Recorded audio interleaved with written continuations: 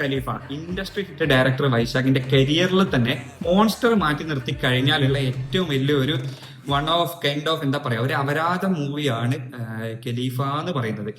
അതായത് ഈ സിനിമ തുടങ്ങുമ്പോൾ തന്നെ അതിലൊരു പാട്ടുണ്ട്. ഫസ്റ്റ് പാട്ട് വിട് അതിന്റെ സാറ്റുറേറ്ററി വാണിംഗ്, അതായത് മറ്റേ പുകവലി അർബുദത്തിന് കാരണമാണ് എന്ന് പറയുന്ന ആ ഒരു സമയത്ത് തന്നെ ഈ പടം കൈമെന്ന് പോയി എന്നുള്ളത് എനിക്ക് തോന്നിയിട്ടുണ്ടായി. അത് കഴിഞ്ഞാടും വരുന്നത് ഇൻട്രഡക്ഷനിൽ തന്നെ വരുന്ന ഒരു പാട്ടാണ്. ആ പാട്ട് കണ്ടേരം ആ ഒരു പ്രതീക്ഷ പൂർണ്ണമാവുന്ന വിധത്തിലായിരുന്നു ആ ഒരു പാട്ട്. ആ പാട്ട് കണ്ടേരം എനിക്ക് ഉറപ്പായി ഈ പടം കൈമെന്ന് പോയി നിന്നു.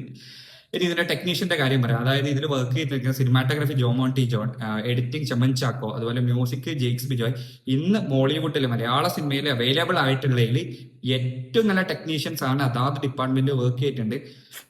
ഇതൊക്കെ തെളിയിക്കുന്ന ഒരു കാര്യം എന്താണെന്ന് വെച്ച് കഴിഞ്ഞാൽ ഒരു സിനിമക്ക് നമ്മളെ ഇമോഷണലി കണക്ട് ചെയ്യാൻ പറ്റാതിരുന്നാൽ, അല്ലെങ്കിൽ അതിന്റെ തിരക്കഥക്ക് നമ്മളെ മെന്റലി ടാക്കിൾ ചെയ്യാൻ പറ്റുന്നില്ലെങ്കിൽ, എത്ര നല്ല ടെക്നീഷ്യൻസിനെ കൊണ്ടുവന്നാലും എത്ര വലിയ ക്യാമിയോ റോള് കൊണ്ടുവന്നാലും ഒരു പടം വിജയിക്കില്ല എന്നതിന്റെ ഉത്തമ ഉദാഹരണമാണ് ഖലീഫ എന്ന് പറയുന്ന ഒരു മൂവി.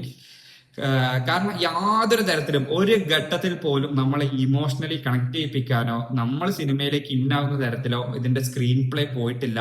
ഇതിന്റെ റൈറ്റർ ജിനോ വി എബ്രഹാം, ആൾക്ക് പണി അറിയില്ല എന്നുള്ള കാര്യം ഈ ഒരു സിനിമ കണ്ടാൽ നമുക്ക് വ്യക്തമാവും. ഇനി പെർഫോമൻസിന്റെ കാര്യം പറയാനാണെങ്കിൽ രാജുവേട്ടൻ അത്യാവശ്യം ഈ നമ്മുടെ ഹാഫ് കൈ ഷർട്ടൊക്കെ ഇങ്ങനെ, ഹാഫ് സ്ലീവ് ഷർട്ടൊക്കെ ഇങ്ങനെ ടൈറ്റ് ആക്കിയിട്ട് മസിൽ പിടിച്ചിട്ട് അഭിനയിച്ചിട്ടുണ്ട്. നമ്മളെ ഒരു പഴയ ആള് ഹീറോ എന്നുള്ള സിനിമ നിങ്ങൾ കണ്ടിട്ടുണ്ട്. ആള് അതിലെങ്ങനെയായിരുന്നു അതേപോലെ തന്നെ ആളെ ഇതിലും പ്രസന്റ് ചെയ്തിട്ടുള്ളത്.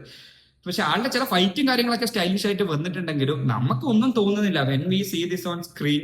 അതായത് വൈ ദിസ് ഈസ് ഹാപ്പനിങ്, അല്ലെങ്കിൽ വി ആർ ഫീലിംഗ് നത്തിങ് എന്നുള്ള ഒരു അവസ്ഥയിലാണ് നമ്മൾ ഇരിക്കുന്നത്. അതായത് പിന്നെ പക്ക ക്ലീശ ആയിട്ടുള്ള ഒരു കഥ, നായികയൊക്കെ എന്തിനോ വരുന്നു എന്തോ ചെയ്യുന്നു. പിന്നെ ഇതിന്റെ കാസ്റ്റിംഗ് നല്ല അബദ്ധമായി തോന്നിയിട്ടുണ്ട്. പ്രത്യേകിച്ച് രഞ്ജി പണിക്കർ വയ്യായ്മ അഭിനയിക്കുന്ന സീനിലൊക്കെ ഞാൻ കണ്ട തിയേറ്ററിൽ നിന്ന് ആൾക്കാർ ഇരുന്ന് ചിരിക്കായിരുന്നു. നിങ്ങൾ കണ്ട തിയേറ്ററിൽ നിന്ന് എങ്ങനെയാണെന്ന് അറിയില്ല. അപ്പോ ഒരു ഓവറോൾ പറയാനാണെങ്കിൽ ഇതിന്റെ സ്ക്രീൻ പ്ലേ വൻ അബദ്ധമായിരുന്നു.